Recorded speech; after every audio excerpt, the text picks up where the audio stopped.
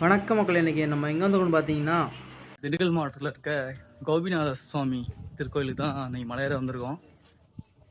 வாங்க, படிகளாக தான் இருக்குது, ஏறி தான் போகணும் போல்.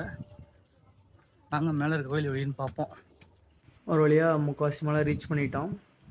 பார்க்கவே கொஞ்சம் க்ரீனிஷாக இருக்குது, மழை பெஞ்சு நல்லா இருக்குது. இன்னும் கொஞ்சம் அவ்வளோதான், கிட்ட வந்துடுச்சு சாமி. இந்த போகிற வழியிலே கிருஷ்ணசாமி ஒன்று இருந்துச்சு, அதை அப்படியே பார்த்துட்டு அப்படியே போனோம். மலையோட உச்சியில் வந்து ஒரு புல்லாங்குழல் ஊதுற மாதிரி கிருஷ்ணரோட சாமி தான் மேலே வந்து காட்சி அளிக்கிறாரு. சாமியை பார்த்தாச்சு ஒரு வழியாக. மேலே வந்து ஒரு நிறைய வேண்டுதலுக்காக விளக்கேற்றி வச்சிட்ருக்காங்க. ஆடு மாடு நல்லா வளரணும் அப்படின்னு சொல்லி நிறைய பேர் ஏற்றுறாங்க. கல்யாணம் ஆகாதவங்களும் ஏற்றுறாங்க.